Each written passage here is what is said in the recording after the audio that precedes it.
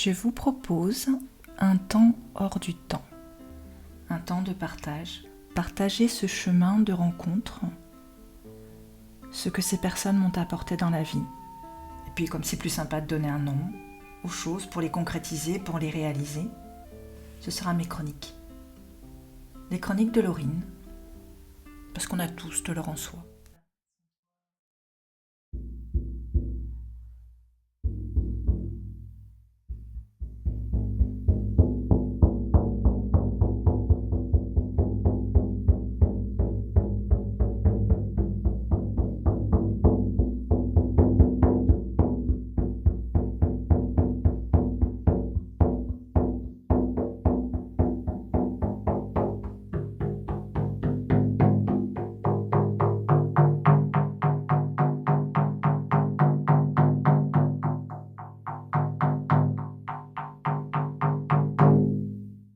Aujourd'hui, ce sera à travers Guillaume et son témoignage, sa vision du chamanisme, sa relation à la nature, au tambour, à la vie. Avant tout, père de famille de 4 enfants, marié à Mathilde. Un couple qui chemine et grandit ensemble depuis plus de 20 ans. Je vous invite à le découvrir et qui sait, peut-être un jour le rencontrer et mettre au monde votre tambour. Alors, écoute, avant tout, voilà, maintenant dans ma vie présente, je suis un père de famille, 4 enfants, une conjointe qui est aussi dans l'entreprise finalement.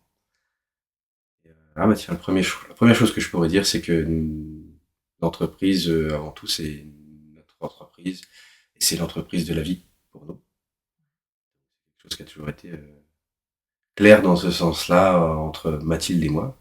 On a une vision qui va vers la compréhension de la vie dans sa globalité. Je suis arrivé sur cette terre, voilà, un petit peu comme un extraterrestre. Voilà, je vais pas le cacher, j'ai toujours eu cette sensation-là. Hein. Il a fallu bon nombre d'années avant que je puisse comprendre que je n'étais pas un extraterrestre, et que j'avais bien ma place et que il n'y avait rien de farfelu à ce que je pouvais penser. Donc voilà, je me suis construit d'abord dans un univers qu'on connaît, hein, que tout le monde connaît, donc celui que la société nous propose, celui que des générations bien ancré dans certains types de pensées, types de vie nous ont proposé. Donc c'est ce que la vie m'a proposé dans un premier temps, et si je voulais parler de mes premières expériences chamaniques, puisqu'on est quand même là pour parler de chamanisme, je dirais que les expériences m'ont amené à comprendre la vie, tout simplement, parce que bon, moi je tombais malade ou type accident, enfin voilà. Mais globalement, voilà, avant mes 10 ans, j'ai passé un bon bout de temps à ne plus vouloir faire partie de cette, pas forcément de cette terre, mais en tout cas de cette énergie hein, qui ne me convenait pas. Donc je sentais déjà très rapidement une énorme différence entre ce que pouvait me proposer et ce que je ressentais au fond de moi. Donc bah oui, c'était des fuites, hein, que ce soit les blessures ou autres séjours à l'hôpital, c'était un moyen de fuir ou mon contexte familial, ou un contexte scolaire trop dur, que des soi-disant difficultés d'apprentissage, des dyslexies, des machins, voilà, tout ce qu'on peut stigmatiser sur un enfant qui est différent. Voilà, j'y ai goûté. Bon. Du coup, ça m'a rendu plus unique et plus fort. Alors, pas de chance, hein, ça m'a pas descendu, au contraire. Je me suis dit, merde. Donc un autre, il n'y a pas de raison. Donc ben voilà, j'ai continué mon chemin comme ça, en apprenant de la vie. Pour être vraiment honnête, jusqu'à mes 25 ans, j'ai pas bien compris ce qui m'arrivait. J'étais dans des formes de compréhension très, très victimisantes, où je me disais, mais attends, moi j'ai eu ça, j'ai eu ça, j'ai eu ça, je m'en prends par la gueule. Désolé pour la gueule, mais voilà, c'est quand même la sensation qu'on a au fond de soi. On se dit, mais attends, mais moi je suis pas là pour essuyer des trucs et tout. Et puis, personnellement, voilà, j'ai toujours été très en contact avec les plantes. Alors moi, c'est plutôt les plantes qui m'ont réveillé, c'est plutôt des choses circonstancielles comme des événements, mêlés après à des introspections très, très profondes, donc par le biais des tambours, dans un premier temps par le didgeridoo, par la voix, par le chant, enfin voilà, seul dans la forêt, je me suis toujours exprimé sans aucun souci. Ça a commencé dans la forêt, à l'école, je terminais l'école, il fallait que j'aille garder des têtards dans un ruisseau, et puis même des fois, mais qu'est-ce que t'as fait ? Ah bah oui, je me suis pas rendu compte, j'étais dans la forêt, voilà, pied dans la boue, je regardais un truc, j'ai suivi un animal, j'ai senti un truc, tout était une excuse pour pouvoir rester en contact avec ces énergies.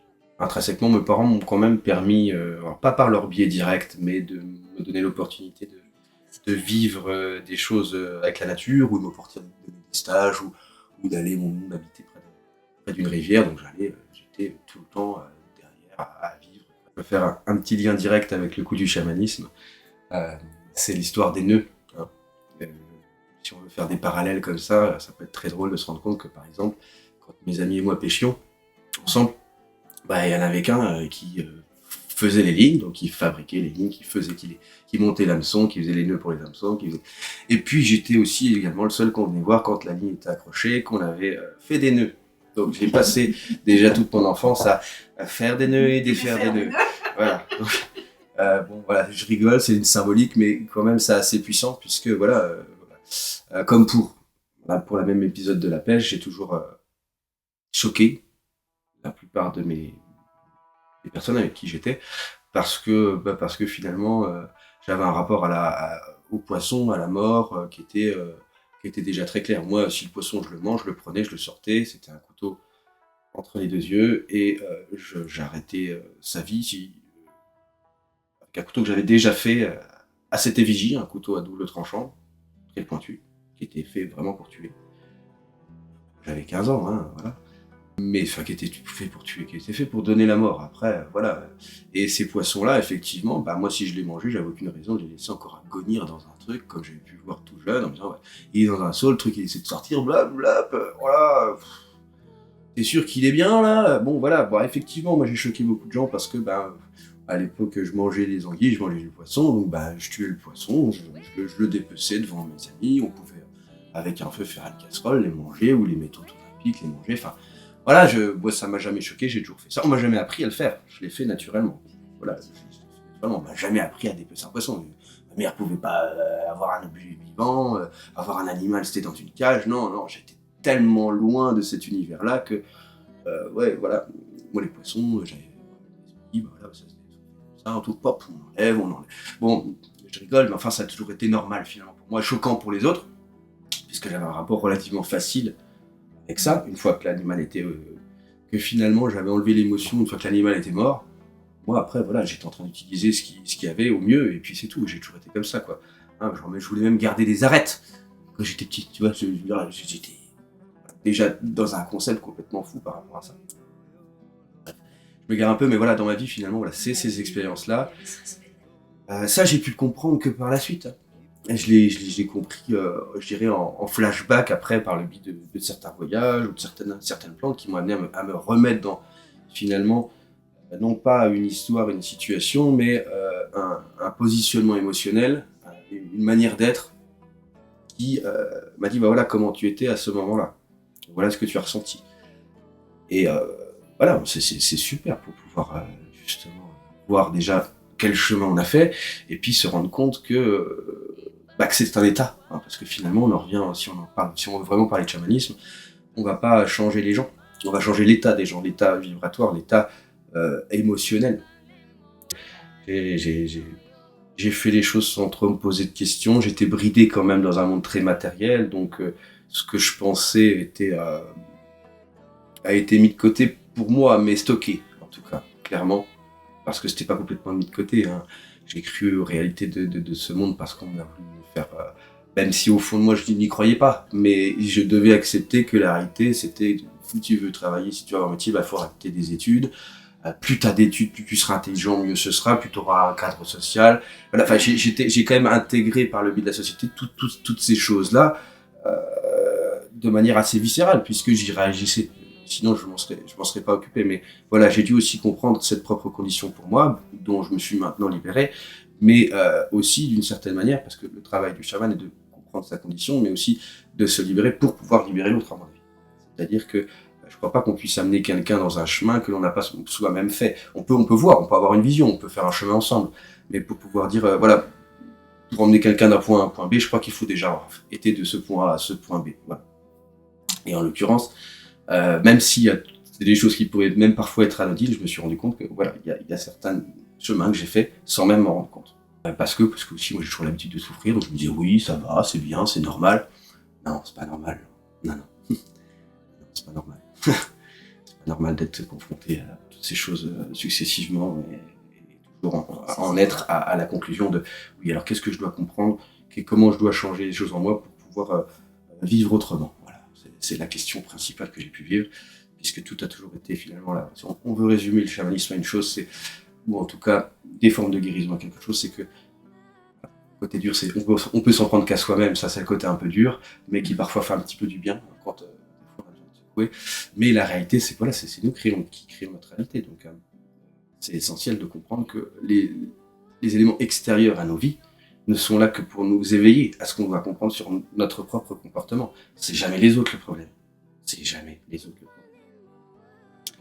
Il y a des personnes qu'il ne faut pas côtoyer, effectivement, parce que là, leurs émanations font que on ne peut pas les côtoyer, mais globalement, posez-vous toujours la question de ce qui vous dérange. Qu'est-ce qui vous dérange? Donc c'est ce qui vous dérange en vous.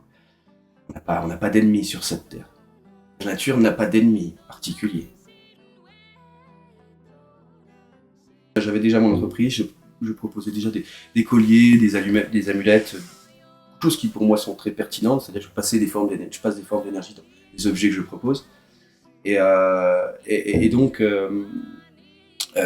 voilà, faire des tambours chamaniques, ça faisait déjà très très longtemps dans ma tête que j'en avais envie, clairement, et que je m'en sentais capable, et que voilà, tout était déjà presque établi, j'ai envie de dire.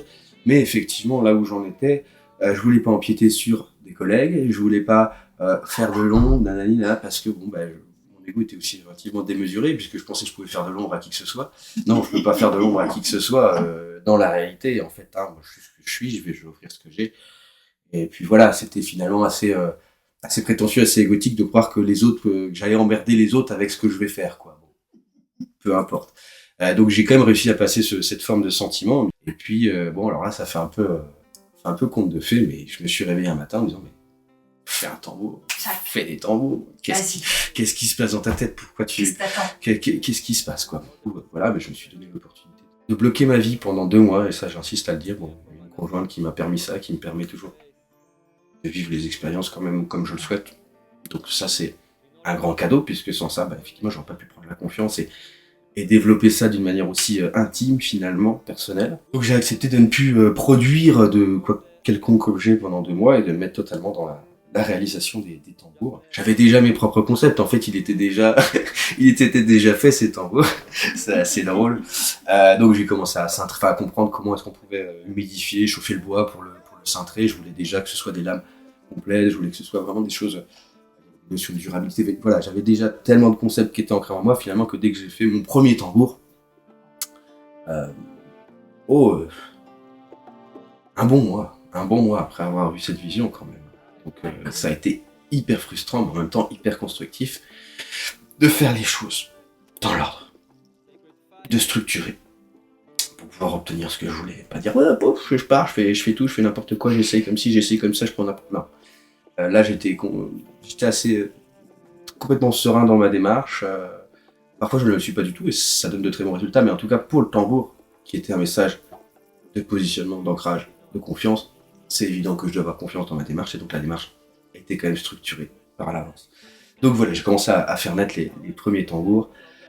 J'aimerais bien pouvoir le dire autrement, avec beaucoup plus de modestie, dire ah ouais, non, en fait, j'ai fait mon premier tambour, j'ai trancé du début jusqu'à la fin, ça a été une épreuve complètement invraisemblable pour moi, mais il est magnifique. Alors moi, c'était le premier tambour, c'était un cerf, avec un merisier et un attrape-rêve, comme tissage, parce que l'attrape-rêve, c'était vraiment quelque chose de très puissant au fond de moi. Cette manière de réorganiser l'énergie, en fait, par le tissage, par la forme, par tout un tas de choses, en fait. Et donc, il est probable que j'ai initié tous ces beaux rêves déjà dans ce premier tambour, qui a été complètement fou, puisque j'aurais pu le vendre 150 fois. Non, je blague, mais voilà, j'avais déjà l'habitude de faire des salons et de diffuser un petit peu ce que je faisais, donc principalement les colliers. Et je pouvais, bon, l'ayant fait, voilà, ayant repris quand même un petit peu vie dans tout ça, après cette période, quasiment 2 mois, et donc les premiers salons où j'ai refait, du coup, le tambour était à côté de moi, planqué derrière un présentoir de collier. Hey, c'est quoi ce truc-là? C'est quoi ce truc-là? Vous faites des tambours? Alors, j'ai rien compris, quoi. Dès la première fois où je l'ai présenté, j'avais eu déjà plusieurs demandes. Et puis, au fur et à mesure, je me rendais compte que, cette histoire, il y a un tambour, il est là, moi je fais des colliers, arrêtez un peu, là. Voilà, j'ai pas encore fait de tambour, c'est quoi? Je me sentais même presque déprécié dans les colliers, tellement je sentais toute l'attention sur le tambour. Ok, d'accord, donc là, je pense que t'as compris, quoi. Donc ça a démarré comme ça, et ouais, en fait, la confiance que je me suis autorisé à mettre dans cette démarche-là, donc qui était totale, hein, j'ai pas été initié à quoi que ce soit, en fait. Bon, mon initiation, elle est vraiment au fur et à mesure de ma vie. Je peux maintenant commencer à bénéficier justement des compréhensions que j'ai pu avoir ou des sagesses qui ont pu descendre à certains moments dans ma vie, donc c'est formidable. Mais ça n'a pas été le cas dans la première partie de ma vie, mais ça a quand même été un enseignement puissant qui reste là et qui maintenant je peux aller aussi piocher, quoi, réellement, pour voir qu'est-ce qui a changé, ou finalement dans quelle énergie je me trouvais, et comment est-ce que j'ai pu la solutionner. Parce que finalement, maintenant, si je dois parler des gens que je côtoie aussi, là, maintenant, un petit peu plus, bah, je peux me rendre compte que bah, voilà, je peux cibler les choses. C'est important, j'avais voulu intégrer sur les tambours que je propose, effectivement, les énergies d'autres arbres, donc j'ai intégré des petites tigettes qui en plus sont très pratiques parce que c'est des petits morceaux de bois, donc moi je peux trouver de ça partout. Si j'ai une branche qui m'appelle, quelque chose qui m'appelle, je le prends, et voilà, et je pourrais effectivement l'intégrer pour moi, pour d'autres, peu importe, de toute façon. Dans ma vie, j'ai toujours eu la sensation d'être vraiment un canal, quoi. Les choses passent, et puis je suis dirigé. Quand je suis dans la forêt, que je trouve des minéraux, peu importe les choses, c'est pas moi qui ai tourné la tête. Bien sûr que c'est moi qui ai tourné la tête, je blague, mais la réalité c'est que quelque chose m'a une forme de force, pas forcément extérieure à moi, mais en tout cas qui est influencée quand même par autre chose, m'a amené à regarder dans cette direction. Parce que, voilà, parce que j'appelle le guide ou nos guides. Moi, dans le chamanisme, on parle des totems, on parle de toutes ces choses-là.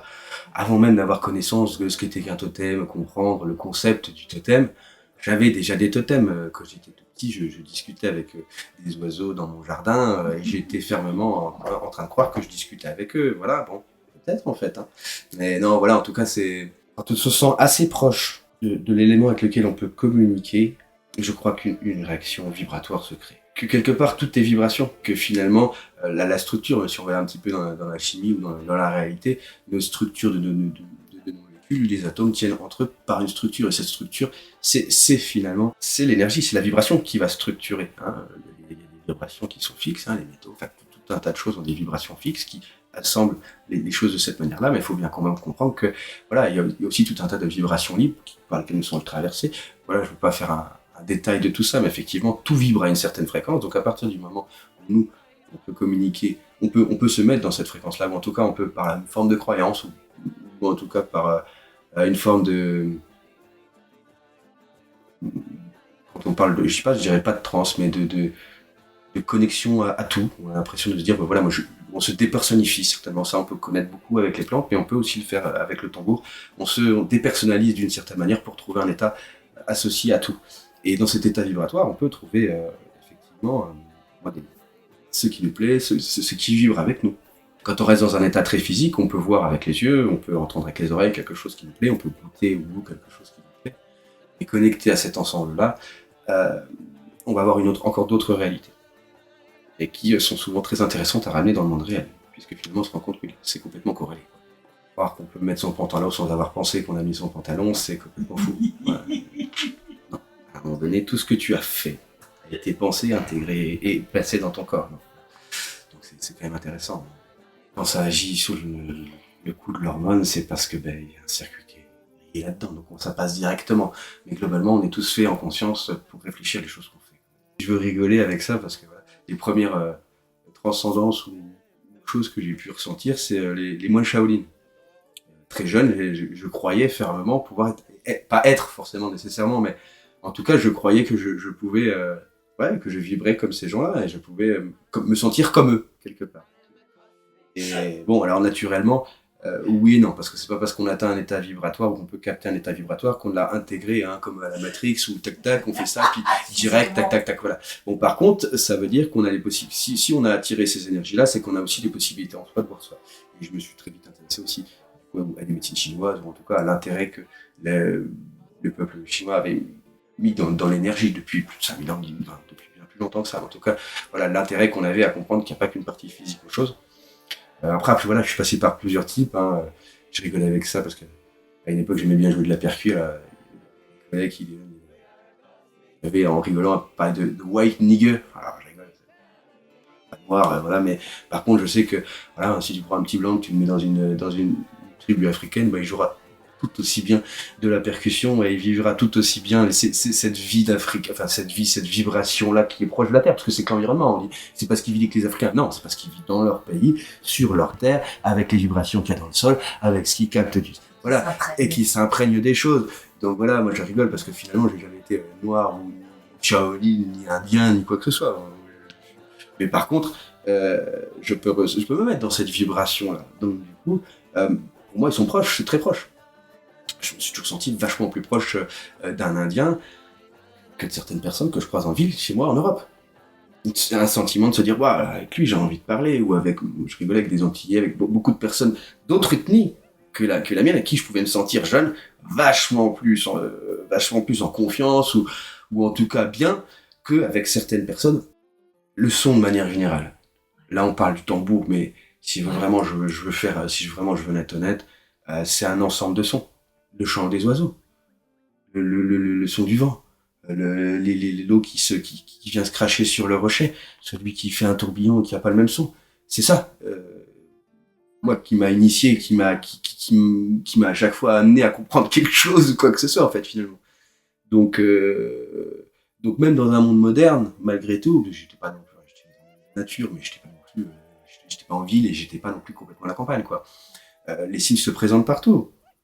À l'école, j'avais toujours la tête dehors pour voir le premier oiseau qui passait. Je blague, mais voilà, effectivement, tout est autour de nous, quoi. À nous de savoir le regarder. Et moi, je crois que j'ai été très, très éveillé tout de suite, et puis c'est mon incarnation à voir tout ce qui se passait aussi autour de nous, dans le visible et dans l'invisible aussi. Puisque passer des moments à regarder autour de soi, des fois comme ça, dans une pièce, et dire mais qu'est-ce qui se passe? Bon, faut bien quand même à un moment donné se rendre compte qu'il n'y a pas des choses, il n'y a pas des mauvaises choses, des mauvaises entités ou des bonnes choses, mais par contre, il y a effectivement des énergies, des choses que on peut sentir. Voilà. Donc ça peut être perturbant quand on ne sait pas à quoi c'est associé. C'est clair. Donc le tambour, oui, permet, en tout cas par le biais de la vibration, du coup, de mettre en conscience, de faire. C'est quand même, comme c'est une représentation physique finalement d'un concept, bah, c'est ce qui nous permet aussi, c'est-à-dire de comprendre tout ce qui, de ce qu'on, peut-être pas ce qu'on peut pas comprendre, mais en tout cas de tout ce qui est de l'ordre de l'invisible, qui peut nous apporter dans la matière une concrétisation et une compréhension dans l'ordre visible. Les chamans, il y a 200 ans, 500 ans, apportaient des réponses à la vie des gens donc ils avaient pas forcément besoin de comprendre à cette époque-là. On leur disait, prends une plante, respecte ça, fais ci, fais ça. Et effectivement, eux, dans leur croyance, ils étaient OK avec ça. Et c'était beau dans le sens du message, puisqu'ils n'avaient pas nécessairement besoin d'avoir tout un tas de compréhension. Nous, maintenant, on s'est tellement blessés, on est tellement à des niveaux où finalement retrouver cette forme de pureté naïve est tellement, tellement compliqué que ben, on va dans des modes de compréhension. Moi, je vois que là, maintenant, en tout cas pour ce qui se passe, là, j'ai l'impression que la réalité de la guérison se passe quand il y a effectivement la compréhension d'un concept spirituel, l'application un peu dans la vie, et la concrétisation réelle. C'est-à-dire qu'il va y avoir un mouvement, une action prise, et là, on fait rentrer dans la matière les choses. Et le tambour, voilà, nous permet de nous donner parfois la solution dans le voyage, de nous dire, ben voilà, comment tu peux faire, et puis aussi, oui, de le faire descendre, mais grâce à une espèce de force. C'est-à-dire pour on sait tous que, ben voilà, quand on doit dire je t'aime à une fille, bon, il nous faut beaucoup de courage. Et ben quand on doit, c'est exactement cette même énergie. C'est la même. C'est la même. Sauf qu'on la dirige pas vers quelqu'un d'autre. C'est souvent plus facile de la diriger vers quelqu'un d'autre parce qu'on la projette. Et donc du coup, on se dit, ouais, si on donne tout à ça, oui, si tu te donnes tout à toi, tu auras le même résultat. C'est une forme de compréhension de l'amour. Ben, si tu veux, c'est des petites quelque part épreuves physiques envers moi-même qui m'ont permis de comprendre aussi ces choses-là, genre le fois où tu te dis oui, alors là je fais un petit tambour, bon, bah je peux en faire deux, ces deux petits tambours, techniquement il n'y a pas de raison, c'est des choses que j'ai fait dans les premières années. Et ben au bout du premier tambour t'en peux plus quoi, t'en peux plus, il a beau être petit, il fait peut-être 30 cm, ça change rien, l'énergie que t'as à mettre, tu peux pas la mettre dans deux tambours, c'est comme si tu disais que tu devais vivre deux vies en même temps, tu vois. Moi en fait je me suis rendu compte que c'était pas jouable, et je peux le voir encore maintenant où j'ai un niveau technique moi en tout cas qui est total, comme quelqu'un qui maîtrise un art martial, comme voilà, je connais mes nœuds, je sais tout faire en menuiserie, ça fait 20 ans menuiserie, je maîtrise mes outils, je maîtrise les choses avec mes mains. Mais faire un tambour pour moi est toujours aussi difficile émotionnellement, ça change pas. J'ai peut-être moins effectivement mal aux mains, où je suis plus habitué, où j'étais habitué à travailler avec la force, à tirer, à faire des choses. Bon voilà, je suis quand même un travailleur un peu de force aussi derrière. Mais par contre, le travail émotionnel, enfin en tout cas le cheminement émotionnel qu'il y a derrière, qui est toujours le même pour moi, pour les autres, pour tout le monde. Donc oui, moi je peux te dire de toute façon, du premier jusqu'au dernier tambour que je fais de ma vie, quand je le fais, il se passe quelque chose. Et ça c'est sûr. Et parfois c'est important de savoir ce qui se passe, parfois non. J'ai été aussi très longtemps à vouloir donner des réponses à tout. Et puis on avance aussi, voilà, où il y a tellement d'êtres vivants différents sur cette terre qu'il faut bien admettre aussi que parfois tout n'a pas à être compris. C'est un peu beau, ou je sais pas exactement, j'en sais rien exactement. Mais moi je vois en l'amour, en tout cas en la puissance de l'énergie d'amour à apporter à un moment donné. C'est un ensemble de sentiments qui peuvent se faire, mais l'empathie, la compassion, enfin voilà, quand tous ces sentiments sont réunis là et que finalement on est détaché de son propre soi et qu'on est capable de comprendre ces choses avec vraiment un regard complet de compassion, voilà, principalement, envers l'autre. Alors pareil, hein, je me permets de dire ça, c'est des choses que je vis, mais pas que je vis en permanence. C'est-à-dire que voilà, la vie, c'est aussi des choses cycliques. Hein. Croire que là, parce que j'ai atteint cet état-là, ou que j'ai vécu ça quelquefois, parce que j'ai osé, en moi-même, faire ce chemin et dire oui, mais en fait, je m'aime, ou en tout cas, j'accepte que l'amour entre en moi, comme j'accepte de la diffuser. Ces choses-là sont pas si évidentes que ça, clairement. Mais plus on les touche, plus on s'exerce à le vivre, et plus elles viennent stables en nous. Mais voilà, donc, je tiens à préciser que tout ça est bien un chemin, et que le chemin a beaucoup d'intérêt. C'est quand même, voilà, le jeu est dans le chemin quand même. Le chemin qui mène vers la naissance d'un tambour ou son adoption peut s'exprimer de différentes manières, peut nécessiter le temps d'une réflexion, ou s'exprimer un jour soudain, un désir spontané. C'est l'appel du tambour.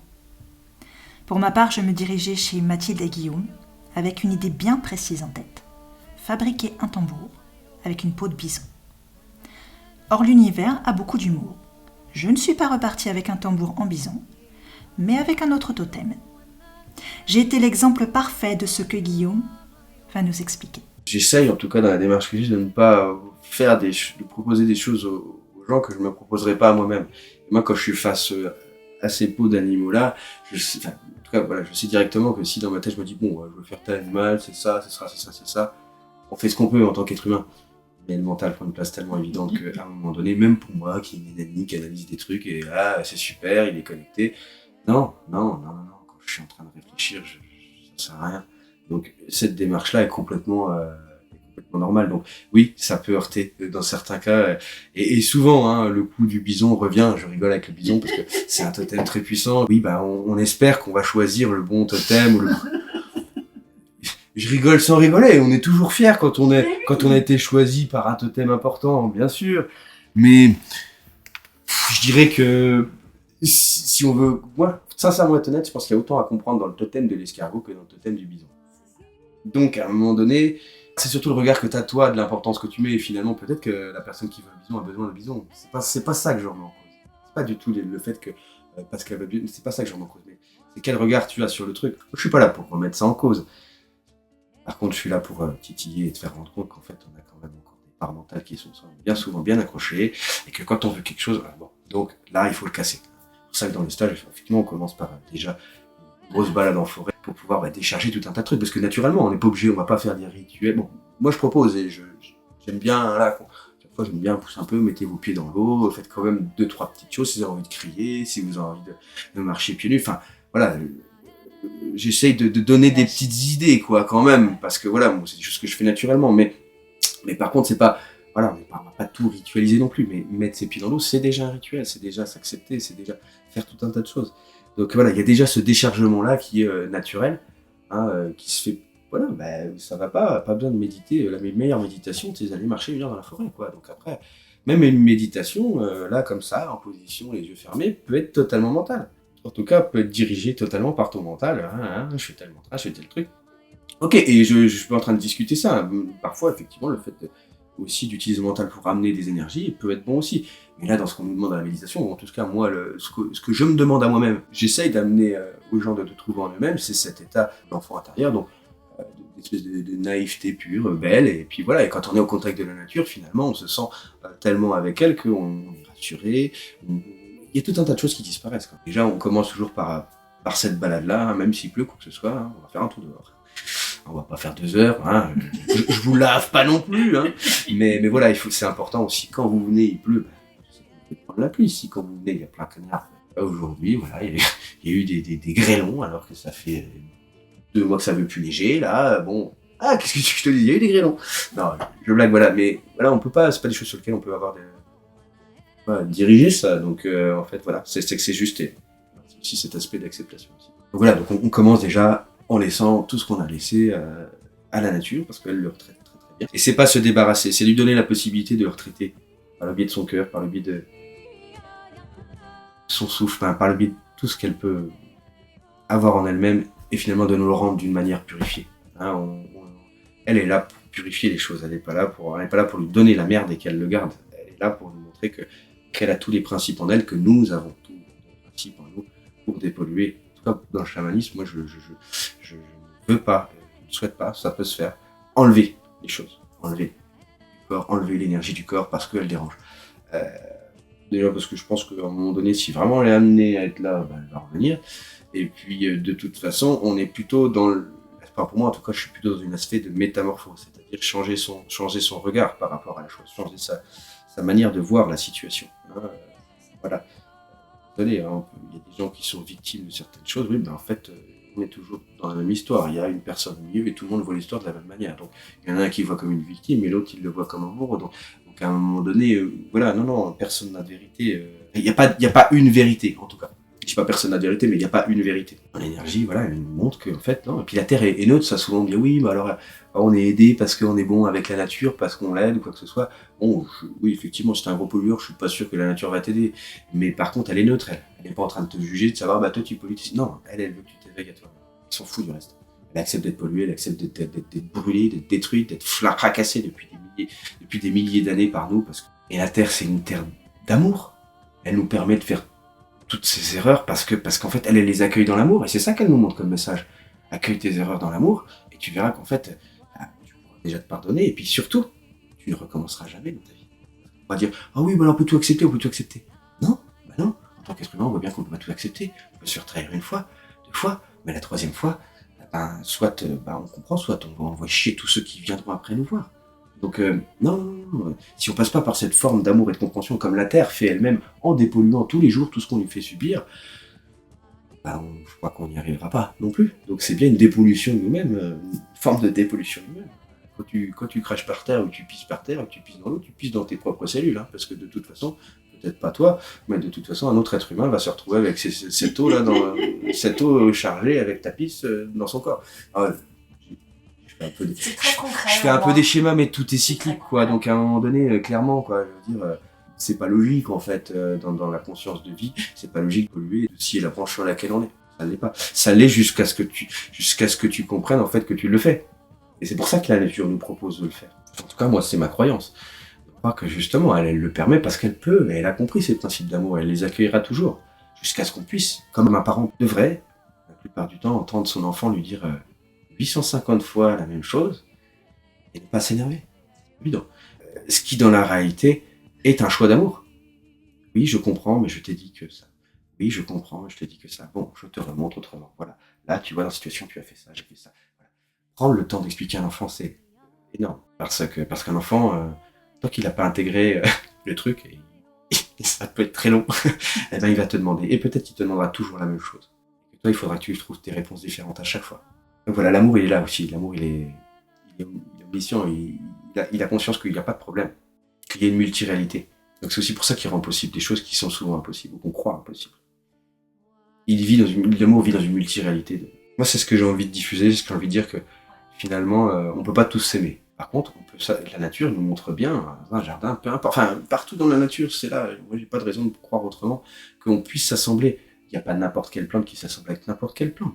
Voilà, donc on a bien des manières de s'assembler, on a bien des associations qui sont positives, parfois elles le sont moins, mais en tout cas, globalement, la Terre nous a montré qu'on pouvait tout assembler, quand on met une forme d'amour et une forme pas. Dans l'amour, il y a le mot respect, hein, c'est très important quand même. Le respect, c'est super important. C'est vraiment super important. Et les végétaux se respectent.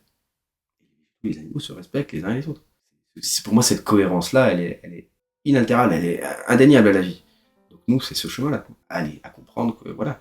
Ou le chemin de l'arbre. Donc un arbre qui a pris ses jambes pour se barrer. Le premier être humain, il y a un truc qui va pas, il se casse. Un arbre, lui, il intègre tous les aspects extérieurs, il est pas en train de dire « Ah, merde! Ah, bah, il fait pas beau! Ah, bah, c'est la faute du soleil! » Lui, il a déjà intégré dans ses cellules que tout ça, c'est OK, et qu'il va l'intégrer en lui-même pour pouvoir changer sa manière de transformer l'énergie, changer... Voilà, les arbres s'adaptent en permanence. Autre exemple, hein, très, très, très simple avec les arbres. On pense souvent que les chevreuils détruisent dans la forêt. Bon, il faut savoir, même quelques-uns pensaient que les arbres ont cette capacité de faire fleurir des plantes, de faire démarrer des plantes très appétantes dans lesquelles, effectivement, les chevreuils, principalement, hein, les herbivores, vont venir manger, mais pour protéger d'autres zones dans lesquelles elle a fait naître quelques chênes. Et même dans une zone où il y a peut-être 30 glands qui ont germé, bon, bah, c'est rare que les chevreuils vont bouffer tous les glands. Ils vont en laisser 2-3. Si vraiment on a le temps d'attendre et qu'on ose attendre, on va se rendre compte que 40-50 ans après, en fait, les 3 arbres là qui n'ont pas été bouffés par les chevreuils, c'est ceux qui sont restés. Ils sont sélectionnés, c'est les plus forts. Et ils ont demandé aux arbres, ils ont demandé aux animaux de les sélectionner. Je pense qu'on peut percevoir leurs vibrations. Et moi, c'est comme ça que je le vois. Par contre, on ne vit pas dans le même monde. Quand même. Vibratoire, on ne vit pas dans le même monde. Ils vivent quand même pas de la même manière. Et je te dirais que, moi, j'ai envie de dire que ça passe. Il y a un lien comme avec le tambour. Il y a un lien qui doit se faire entre l'invisible et le visible. J'ai envie de dire, je vois bien que c'est mes formes pensées de vouloir que l'arbre, il est avec des grands bras, qui va m'embrasser. J'aime ces images de lutin et moi je crois à tout ça, mais je vois bien que pour moi c'est des formes vibratoires. Il n'y a pas de lutin dans la forêt. Mais par contre, il y a des énergies qui sont qui sont des formes vibratoires justement qui sont associées à ces choses-là, qui vont t'amener à comprendre, à voir des choses, à te rendre compte que, oh tiens, qu'est-ce qui se passe là? Et puis, en tout cas, voilà, on est quand même, les forêts sont emplies d'énergie, justement, le petit peuple, ou en tout cas, voilà, d'autres éléments qu'on peut pas forcément voir. Après, je suis pas sûr que ce soit vraiment notre mission, là, de se dire, on veut les voir, on veut les matérialiser. Non, justement, respectons ça. Respectons le côté invisible. C'est une forme de confiance.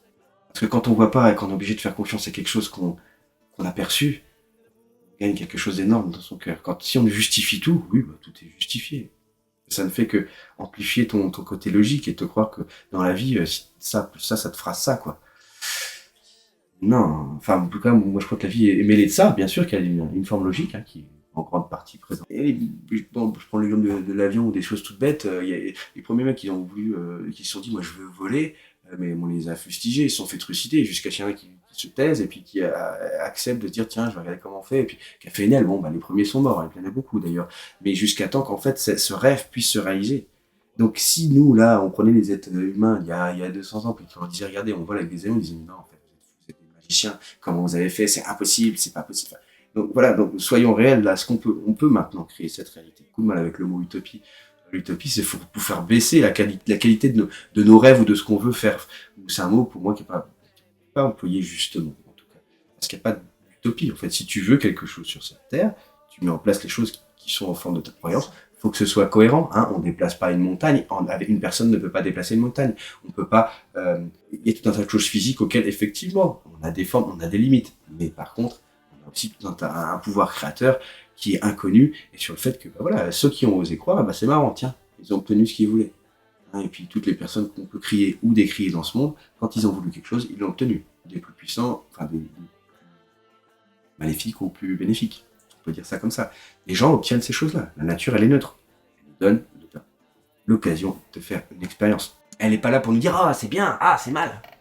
Il n'y a que nous qui voulons que ce soit bien ou mal. Il n'y a que nous qui souffrons finalement de ce bien et de ce mal. C'est une vision humaine. Je crois pas, j'ai pas la sensation que ce soit une vision universelle ou en tout cas globale. Le truc que j'ai envie de mettre sur tête, c'est qu'on revient à une forme de bon sens grâce à la nature. Donc, quand on est dans la nature, j'ai la sensation qu'on veut pas plus. Quand on est dans cet environnement-là qui est relativement équilibré, en tout cas, moi j'ai la sensation qu'on se contente de ça. Et que la vie, enfin qu'on se contente, attention.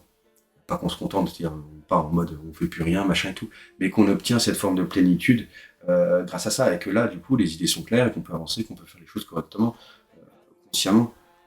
Quand on est sans arrêt stressé, anxieux, qu'on fait des choses qu'on n'aime pas, j'ai du mal à croire au fond de moi qu'on puisse avoir des réactions sensées. Voilà. tout simplement. En plus, moi j'ai envie de dire même, c'est du bon sens, sans aller dans l'histoire de la spiritualité et tout ça. Je veux dire, c'est du bon sens humain, quoi. Hein, les anciens, ils n'étaient pas spirituels ou quoi que ce soit, mais ils avaient des formes de bon sens. On pourrait dire que c'était mieux avant. Mais en tout cas, voilà, certaines formes, quand même, mine de rien, qui ont été perdurées au des temps par certaines personnes sages qui avaient compris leur vie. Ça sert à rien d'avoir toujours plus, parce que si tu cherches à cette quête-là, elle se terminera jamais. Et on la voit bien dans notre monde, en fait. Ça se termine jamais. Et on sera toujours triste. Parce qu'on voudra toujours un autre truc qui sera encore mieux que ce truc qui est encore mieux. Peut-être que ce truc qui est super, c'est la nature. Alors peut-être qu'on n'a pas besoin d'être triste parce qu'elle est là. On est quand même assez créatif, quoi. On a pris des arbres, on a pris une peau, c'est pas moi, mais je veux dire, tu vois ce que je veux dire, c'est pareil, bien sûr. J'ai réadapté, j'ai imaginé quelque chose que je voulais complètement faire pour moi-même, les types de tissage, tout ça, voilà. C'est quelque chose d'assez personnel, effectivement. J'ai demandé à personne m'a montré comment monter un tour, percer. Enfin, moi, j'ai rien demandé à qui que ce soit, tu vois. Donc c'est magnifique d'en venir là. Oui, s'il y a un message en complément au rêve, faites ce que vous avez envie. Alors faites comme nos anciens ont fait sur cette vie, mais ne faites pas comme eux. Voilà, ça c'est important. On est adapté à notre temps. Je vois aussi, voilà, moi des fois j'ai pu perdre beaucoup de temps aussi dans des rituels, dans des trucs, dans des choses qui finalement n'avaient plus de sens pour moi à l'heure actuelle. Et donc on est aussi en possibilité, à partir du moment, je crois, où on est connecté au cœur et à la plus belle partie de nous-mêmes, de créer de nouveau ces nouveaux rituels. Et d'adapter aussi notre conscience à ce nouveau monde. Est-ce que ça va, ça s'ouvre? Moi, désolé, mais il y a 10 ans, j'étais le has-been paumé dans le fond de sa montagne, quoi. Bon, bah, maintenant, il y a quand même des gens qui réellement, en tout cas, ressortent avec des solutions en eux. Je parle pas forcément de tu fais comme si ça ira mieux, fais comme ça, mais simplement avoir éveillé en eux. Se trouver bien, c'est un état. C'est une histoire d'état. Quand on boit un verre de vin, on n'a rien changé, on n'a rien plus matériellement. Par contre, on est dans un état qui nous permet de se trouver bien. Donc, je blague, c'est pas une solution, l'alcool, ni toute autre chose. Mais par contre, la réalité, c'est quand même que c'est trouver cet état en soi qui nous permet d'être bien. Voilà. C'est bien une sorte de leurre. Voilà, ce qu'on prend pour se sentir bien. Je crois qu'on peut beaucoup s'assembler, qu'on peut s'arranger, que effectivement tous les peuples ne peuvent pas vivre ensemble, mais que on peut s'arranger. La nature sait le faire. Pourquoi nous on saurait pas le faire? On fait partie de cette nature. Il n'y a aucune raison qu'on ne sache pas s'assembler positivement. Ou créer des choses positivement. On peut savoir ou respecter l'espace de l'autre, si on ne peut pas vivre ensemble. Respectons, il y a cette place sur Terre quand même, la possibilité de loger tous les êtres humains. Beaucoup amené à croire qu'on était dans des non-formes d'abondance, dans des formes de soumission qui étaient liées à la Terre. Alors il n'y a plus ci, il n'y a plus ça, alors on continue à détruire, mais par contre il y en a... Non, arrêtez. L'abondance, elle peut se refaire très rapidement. On a une vision sur 40, 50 ans, faut pas oublier que la Terre est là depuis des milliards d'années. Croire que nous, on a déréglé le climat, croire que nous, on a tout fait, c'est bien gentil. Enfin, elle est là depuis des milliards d'années. Elle s'est pas désaxée de quoi que ce soit, et elle tourne toujours, elle nous donne toujours la même expérience. Donc non, on n'est pas, moi j'ai pas la prétention de croire que nous avons détruit le climat, nous avons détruit la Terre. C'est nous qui avons détruit. Je suis désolé, c'est nous, nos propres barrières. Et j'espère qu'on apprendra de cette destruction. Qu'on ne sera pas simplement en train de détruire, tu vois, et qu'on en restera là. J'espère réellement on sera capable en nous de comprendre les leçons de cette destruction. Parce qu'il y aurait plus de sapins actuellement sur Terre, sapins ou de résineux globalement, s'il n'y avait pas eu de feu de forêt, par exemple, sur Terre. Il n'y aurait plus aucun résineux. Les cônes de pin s'ouvrent grâce à la chaleur. Oui, beaucoup d'endroits, beaucoup de chaleur avec du soleil peut faire... Oui, mais ça aurait fait germer que quelques petits résineux. On voit la puissance qu'ont ces arbres-là et qui nous apportent sur Terre actuellement. Ils sont extrêmement puissants, tous les sapins résineux globalement sont extrêmement puissants. Ils poussent très vite, ils sont très vigoureux, voilà, c'est vraiment des grands maîtres aussi. Hein. Et ben, s'il n'y avait pas eu le feu, s'ils n'avaient pas été tous à un moment donné détruits pour être régénérés, ben, il n'y aurait plus de ces forêts-là. Okay, donc la réalité elle est là. On a aussi besoin. Là, en chamanisme, on parle de tous les éléments. On peut se nettoyer avec de l'eau, on peut se nettoyer avec la terre, on peut se nettoyer avec du vent, on peut se nettoyer avec du feu. Ok, bon, le feu, c'est souvent l'élément le plus difficile à aborder, on est d'accord. Que ressens-tu lorsque l'un de tes tambours quitte le nid, sachant que c'est une partie de lui, une partie de son énergie? Qu'est-ce qui se passe? Très sincèrement, Il y a un bout de toi là-dedans. Alors là, c'est très bizarre ce qui s'est passé parce que c'est très marrant que tu abordes ça maintenant. Globalement, dans un premier temps, j'étais triste. J'ai perdu une partie de moi-même. Sincèrement, c'était pas évident. C'est pas évident. Mais en fait, j'ai compris que, quelque part, je me donnais les possibilités de comprendre les choses par le biais des tambours et je donnais aux autres la possibilité de comprendre ces mêmes choses par le biais des tambours. Quand je vends un tambour, moi déjà j'ai fait un passage dans l'intégration de ce que j'ai. C'est-à-dire que, et là c'est pas la première fois du coup, ça m'arrive, c'est des petites choses où, bizarrement, avant d'avoir des moments de vente ou quoi que ce soit, j'ai quelques tambours que je vais voir. Après, j'ai des pensées. Je ne vais pas toujours les voir, mais des fois, je pense à, voilà, j'ai quand même pas mal d'objets, pas mal de tambours, et je pense à un ou deux. Et ça fait quand même là plusieurs fois que, voilà, j'y pense, je dis, je les ai mis un coup. Le lendemain, ils partent. Donc, je pense pas que ça, il y a eu encore aujourd'hui, là. C'est quand même fou, c'est ceux que j'avais touchés, machin et tout. Je sors un tambour, le premier tambour que je sors, il me dit, en fait, ouais, c'est bon, il y en a quand même une quinzaine qui sont là autour de la pièce à différents endroits. Donc, peu importe, moi je me place, je sais pas, elle vient, elle veut savoir, je prends le premier tambour qui passe. Ce premier tambour, c'était le tambour qu'elle avait vu, c'était celui-là, quoi. Donc, voilà, enfin bref, en moi, c'est beau parce que finalement, quand j'ai vendu ce tambour, c'est que quelque chose qui est passé en moi, tu vois. Et, finalement, à chaque fois que maintenant je vends un tambour, je m'auto-gratifie. Donc, non, c'est plus une douleur. Voilà, j'ai mis une petite larme, mais c'est la larme de bonheur, là, du coup. Je sais que ce que je vais apporter, c'est cool aussi, tu vois. S'il y a assez de force derrière, je sais ce que ça va faire. Enfin, c'est mes propres convictions, voilà. On fait ce qu'on peut, hein, mais en tout cas, moi, c'est comme ça que je vois la vie. Et puis, parce que finalement, avec quelques retours maintenant, je peux savoir que ça se fait assez naturellement. Quelque chose que j'ai initialisé parfait, nickel, ça, je sais que c'est super. Hop là, ça arrive, puis il y a un bout de truc qui vole, ça ressemble plus à rien. Bon, à ton côté esthétique, tu le mets de côté, tu dis bon, mais bon. Et ça, c'est aussi important de dire que voilà, faut s'accepter vraiment comme on est, parce que maintenant, je suis quand même plutôt content, ça se passe bien pour moi. Là, je cherche encore à m'ouvrir aussi, donc c'est super, c'est un geste pour moi de me dire c'est bon, tu es prêt, tu vois. Parce que moi, c'est toujours été important d'être bien dans ce que je suis et après. Passer d'intégrer les choses que j'ai intégrées et après de les passer. Puis si je parle de trucs que je sais pas, je me gaufre. Autant pour moi que pour les autres, donc en fait, voilà, maintenant j'ai vraiment besoin d'intégrer ce que j'ai besoin d'intégrer et ce que j'ai intégré, je peux en parler. Ça me fait super plaisir, imagine même. Enfin, tu vois ce que je veux dire. Et puis parce que j'accepte aussi un peu plus maintenant les rétributions financières par rapport à ça.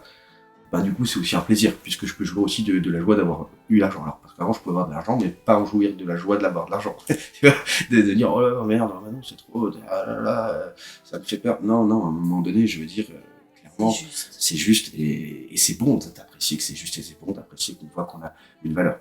Alors, on n'a pas à se qualifier autour de ça, mais de l'argent, typiquement.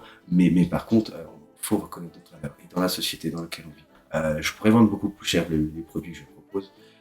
Voilà, pour moi, c'est un équilibre. Ça a été un équilibre. C'est vraiment important que la personne mette assez pour que ça crée quelque chose en elle, qu'elle ait le courage de débloquer quelque chose. Mais il ne faut pas que ce soit trop pour que ce soit impossible non plus. C'est cette justesse qui finalement, quand c'est fluide, quand c'est juste. Voilà, là on parle, c'est relativement fluide, c'est cool. Et moi, mes premiers signes aussi, où je pouvais savoir, où je pouvais comprendre à quel moment j'étais dans des formes de clairvoyance, ou à quel moment c'était pertinent. Quand je balbutiais, que je savais plus que j'étais là, c'est que de toute façon, c'est que c'était pas juste, ou que ça devait pas sortir, ou qu'il y avait un truc mental qui était arrivé là-dedans. Et voilà, et plus tu t'exerces, enfin, en tout cas, plus je me suis exercé, plus finalement, si ce que tu dis, tu le sens, tu le parles, tu le dis, tu le vis. Voilà. Pas besoin de remettre ça en question. Lorsque nous avons fini cette chronique, nous nous sommes dit que ce moment était unique, que nous pourrions refaire cette interview où elle serait toujours différente. Et tant mieux. Au final, l'intérêt était le chemin que nous avons parcouru ensemble, en cet instant présent. De cet instant, qu'est-ce qui vous a marqué ? De l'histoire des nœuds à l'éveil de soi, qu'il y a autant à comprendre du totem du bison que de l'escargot, à la résilience dans la vie d'un arbre, ou croire en sa créativité et ses rêves. Vous pouvez rencontrer Guillaume et Mathilde au Girmont-Val d'Ajol, situé dans les Vosges. D'ailleurs, Mathilde exerce une autre activité bien à elle, mais ça, c'est une autre histoire.